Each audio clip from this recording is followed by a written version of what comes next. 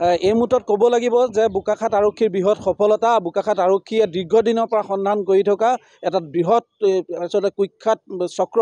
এই চক্ৰটো গড় চিকাৰীৰ লগত জড়িত, ড্ৰাগছ সৰবৰাহৰ লগত জড়িত, হানি ট্ৰেপিঙৰ লগত জড়িত, বাইক চুৰিৰ লগত জড়িত, ডকাইতিৰ লগত জড়িত, গাড়ী চুৰৰ লগত জড়িত এটা আচলতে সাংঘাতিক ধৰণৰ এটা কুখ্যাত দল। এই দলটোৰ সন্ধানত আছিল আৰক্ষী আৰু আৰক্ষীয়ে বিশেষ সূত্ৰ লাভ কৰি আজি পুৱতি নিশা অগৰাতলিত দলটোক লগত সন্মুখী হয় আৰু দলটোৰ সৈতে উপৰ্যুপৰি দুপক্ষ গুলী চালনা হয় আৰু আৰক্ষীৰ গুলীত পল্লৱ বসুমতাৰী নামৰ এটা কুখ্যাত ডকাইত আচলতে গুলীবিদ্ধ হৈছে আৰু বৰ্তমান চিকিৎসাধীন হৈ আছে। আৰু আন দুজন হৈছে গৌতম দলে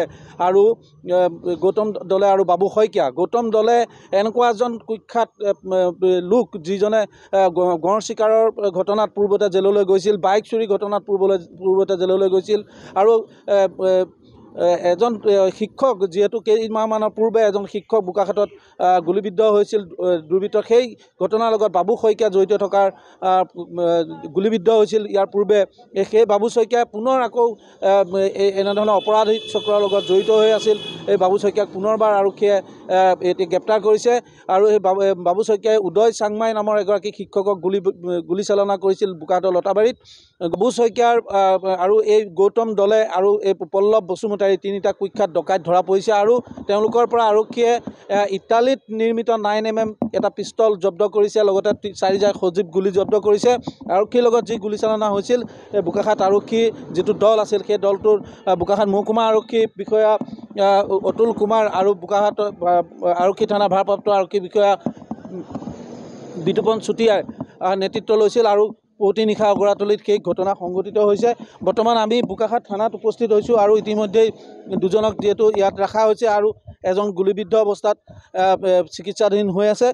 গতিকে সম্প্ৰতি এই যি দলটো আৰক্ষীৰ যি অভিযানত যিটো ধৰা পৰিছে, এয়া আচলতে বোকাখাত আৰক্ষীৰ বাবে এক বৃহৎ সফলতা। কাৰণ এই দলটোৱে হয়তো তেওঁলোকে বোকাখাতৰ অঞ্চলত কিবা ডাঙৰ তেওঁলোকৰ কিবা টাৰ্গেট লৈ আহিছিল বুলি সন্দেহ কৰা হৈছে।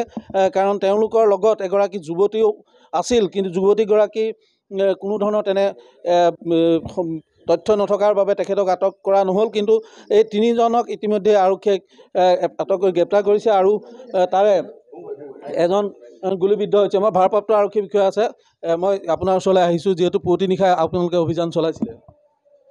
দলটোত কেনেধৰণৰ লগত জড়িত আছিলে, কি কৰ্মৰ লগত জড়িত? তদন্ত চলি আছে, আপোনালোকক পিছত জনাম। এজনে এতিয়ালৈকে জখম হৈছে আৰু পিছত আপোনালোকক জনাম। তেওঁৰ নামটো পল্লৱ বসুমতাৰী। আৰু বাকী দুজনৰ নামো আমি পাইছোঁ, বাবু শইকীয়া আৰু গৌতম আৰু বাবু শইকীয়া। হয়, গৌতম দলে আগতে জড়িত আছিলে বেলেগ ৰাইনো প্ৰচাৰ হয়। আৰু বাবু শইকীয়া এজন টিচাৰক গুলী হোৱা এটা তেখেতে আৰু তেওঁলোকে ডকাইত কৰা প্লেন কৰি আছিলে বোকাখাতত। আপোনালোকে তথ্য ভিত্তিত তেখেতসকলক মুখামুখি হয়। তেওঁলোকে আপোনালোকক গুলী চলাইছিলে নেকি? তেওঁলোকে গুলী হেৰি কৰিছিলে। হয়, আমি জনাম, পিছত জনাম। হয়, ইতিমধ্যে ভাৰপ্ৰাপ্ত আৰক্ষী বিষয়ে ইতিমধ্যে সম্পূৰ্ণ তথ্য দিছে। আৰু কিন্তু লক্ষণীয় কথাটোৱে হৈছে যে আজি বোকাখাত আৰক্ষীয়ে এটা বৃহৎ ডকাইতি চক্ৰক আচলতে গ্ৰেপ্তাৰ কৰিবলৈ সক্ষম হৈছে আৰু তেওঁলোকৰ লগত উপৰ্যুপৰি গুলীচালনাৰ ঘটনা সংঘটিত হৈছে। আৰু এয়া বোকাখাতৰ আজিৰ দিনটোৰ বাবে আজি পুৱাই আচলতে এক বিগ ব্ৰেকিং।